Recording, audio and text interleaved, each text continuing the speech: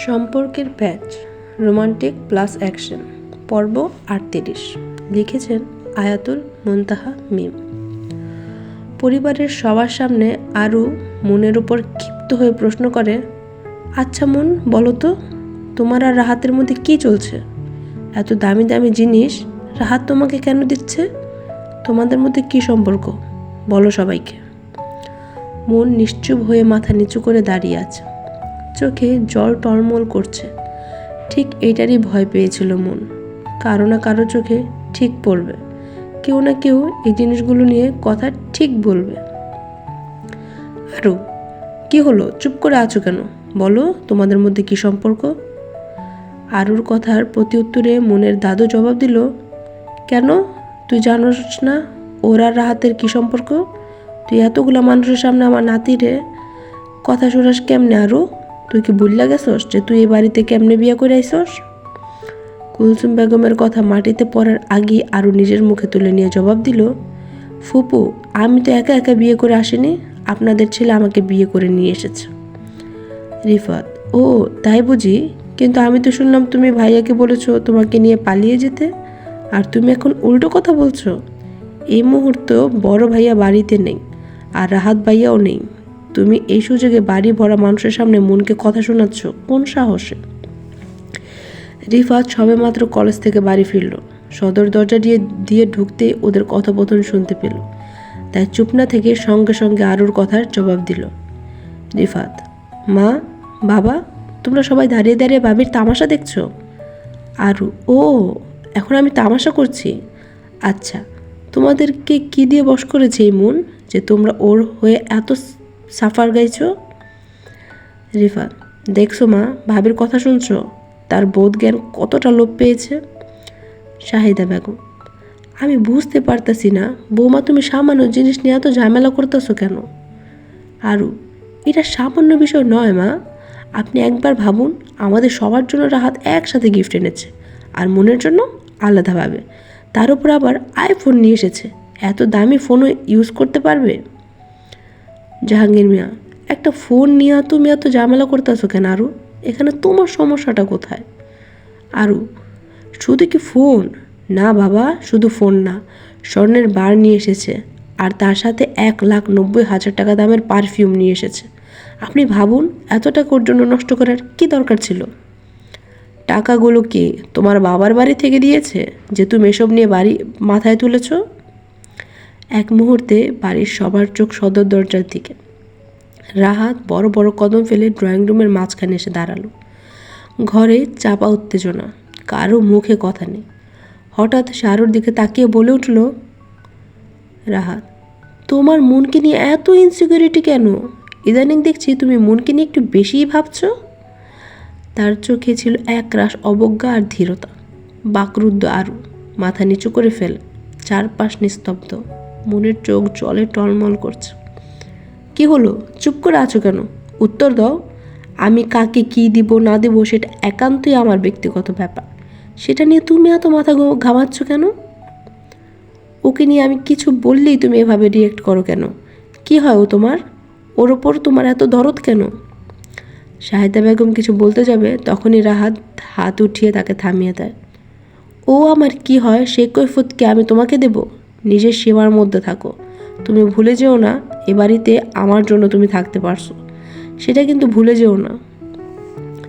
তুমি কি আমাকে অপমান করছো রাহাত? তোমার যদি মনে হয় আমি তোমাকে অপমান করছি তাহলে তাই। রাহাত রিফাতের দিকে তাকিয়ে চোখ ইশারা করে মনকে ওর ঘরে নিয়ে যেতে বলে। রিফাত মনের হাত ধরে টেনে নিয়ে যায়। মন, রিফাত কি করছিস, ছাড় আমাকে। রিফাত, তোর ওখানে থাকতে হবে না, তুই তোর ঘরে থাক। মন, তুই বুঝতে পারছিস না, তোর ভাইয়ের মাথা ঠিক নেই, কি বলতে কি বলে ফেলবে। রাগের মাথায় যদি আমাদের বিয়ের কথা বলে ফেলে তাহলে তো আরেক কেলেঙ্কারি শুরু হবে। তুই এত ভয় পাচ্ছিস কেন? এই কথাটা একদিন না একদিন সবাই জানবে, এটা তো লুকিয়ে রাখার বিষয় না। তুই তোর ভাইয়ের মতো কথা বলছিস রিফাত, তুই বুঝতে পারছিস না এই বিষয়টা জানাজানি হলে সবাই কেমন রিয়েক্ট করবে। তুই এত টেনশন কেন করছিস? এসব কিছু ভাইয়া সামলে নেবে, যা এখন নিজের ঘরে যা। রাহাত ড্রয়িং রুমের মাঝখানে একটা চেয়ার টেনে নিয়ে পায়ের উপর পা তুলে বসলো। তখনই তার নজর পড়ল সদর দরজায়। রাফাত, রুদ্রিকা, আর তাদের পেছনে দাঁড়িয়ে আছে জিহাদ। বাড়ির সবাইকে এভাবে দেখে জিহাদ প্রশ্ন ছুড়ে বলে, কি হয়েছে? তোমরা সবাই এভাবে জড়ো হয়ে আছো কেন? কিছু কি হয়েছে? রাফাত, সেটা তোর বউকে জিজ্ঞাসা কর। আমি মনে হয় ভুল মানুষকে তোর বউ করে নিয়ে এসেছি। শত্রু তো শত্রুই হয়, তাই না? আরু, রাহাত, তুমি আমাকে শত্রু বলছো? তুমি তো তারই পরিচয় দিচ্ছ। জিহাদের যেন সব কিছু মাথার উপর দিয়ে যাচ্ছে। এখানে হচ্ছেটা কি সেজন্য কিছুই বুঝে উঠতে পারছে না। রাফাত দাঁড়িয়ে সব কিছু বোঝার চেষ্টা করছে। রুদ্রিকা তার পাশেই দাঁড়িয়ে আছে।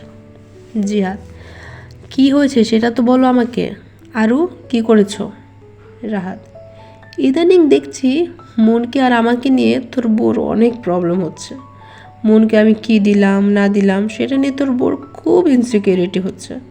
তোর বউ তো দেখছি চৌকিদার বংশের রক্তের পরিচয় দিচ্ছে। আরু, তুমি আমার বংশ নিয়ে কথা বলছো? জিহাদ, হয়েছে আরু, চুপ করো। তোমার থেকে এটা আশা করিনি আমি। তুমি এ বাড়ির বউ, তুমি সবার মন দিয়ে থাকবে, কিন্তু তা না করে উল্টো গণ্ডগোল পাকানোর চেষ্টা করছো।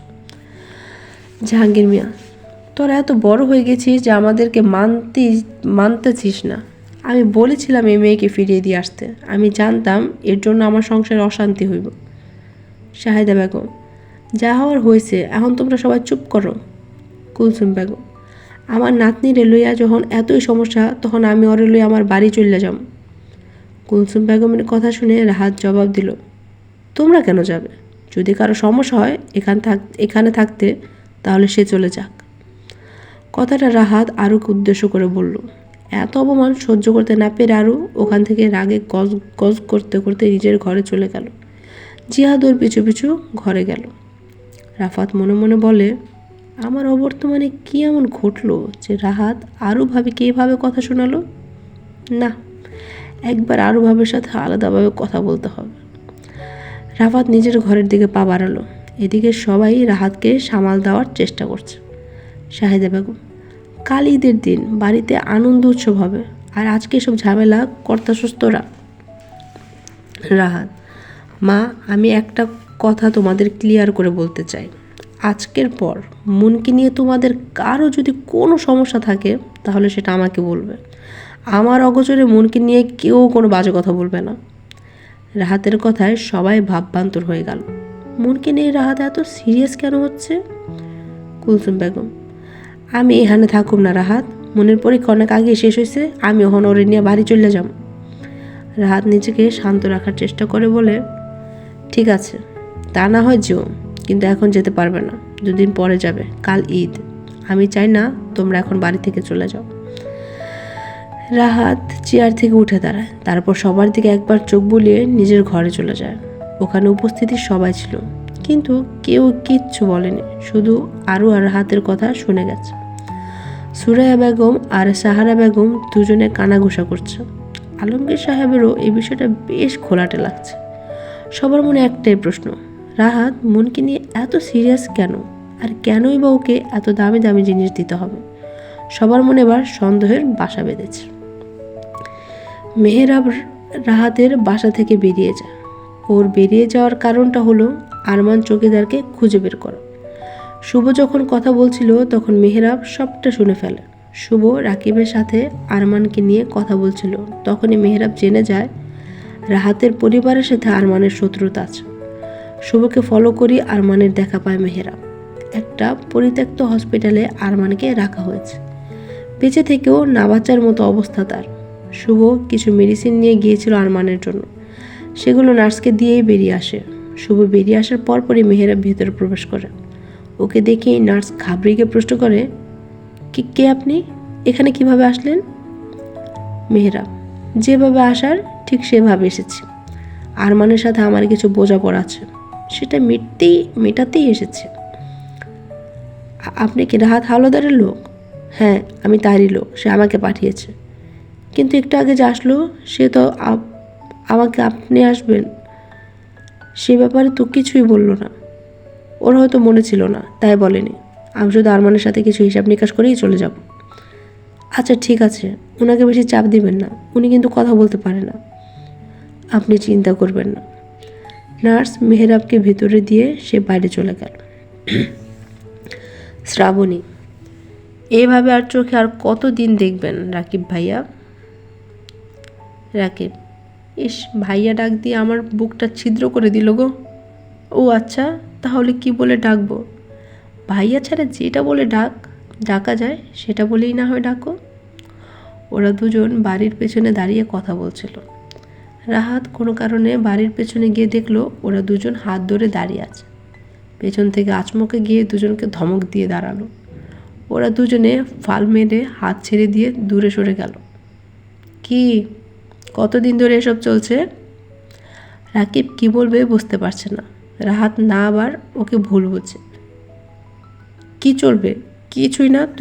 তুই ভাবছিস তা কিছুই না রাহাত। আমি কি ভাবছি আর তোরা কি ভাবছিস আমি সেটাই ভাবছি। রাকিব, আসলে তেমন কিছু না, একটু কথা বলছিলাম ওই আর কি। রাহাত, তা তো বুঝতেই পারছি, কথা বলছিলি। এই শ্রাবণী, যা ভিতরে যা। শ্রাবণী মাথা নাড়িয়ে চলে যায়। মনে তার ভয় কাজ করছে, রাহাত যদি রাকিবকে কিছু বলে। রাহাত, হৃদয় কোথায় রে? ওর দেখা পাচ্ছি না। রাকিব, ও তো সেই অধরার কাছে গেল, তারপর আর কোনো খবর পেলাম না। রাহাত, অধরা সব স্বীকার করেছে তো? রাকিব, হ্যাঁ করেছে, তবে মনের নাম্বারে যে লাস্ট দুটি মেসেজ ছিল সে দুটোই অধরার ছিল, আর যে মেসেজ আর কল অন্য নাম্বার দিয়ে করা হয়েছে সেগুলো কে বা কারা করেছে সেটা এখনও জানা যায়নি। রাহাত, যাবে, আস্তে আস্তে সবই বের হয়ে আসবে। মনকে আমার কাছ থেকে আলাদা করার কথা যে ভাববে তাকেই আমি দুনিয়া থেকে আলাদা করে দেব, এটা হচ্ছে আমার প্রতিজ্ঞা। রাকিব, কিন্তু মনের আসল পরিচয়টা খুঁজে বের করলে তোর আর মনের সম্পর্কের কোনো বাধা থাকবে না। রাহাত, সেটা তুই ঠিক বলেছিস, কাল আরমানের থেকে এটা জেনে নেব মেহেরাব চৌধুরী কে আর মেদিতা মুন চৌধুরী কোথায় আছে। তারপর সবটা পানির মতো ক্লিয়ার হয়ে যাবে। মনকে আমার জন্য আর কারো কটু কথা শুনতে হবে না। রাকিব, ঠিক আছে, কালই যাব আরমানের কাছে। রাহাত, ঠিক আছে, চল, কালকের জন্য প্রস্তুতি নিতে হবে। আজ এ পর্যন্তই। আগামীতে আবার আসবো নতুন আরেকটি সুন্দর এবং রোমাঞ্চকর গল্প নিয়ে। সবাই ভালো থাকবেন, and please like, share and to subscribe আমার ছোট্ট উপন্যাসের পৃথিবী।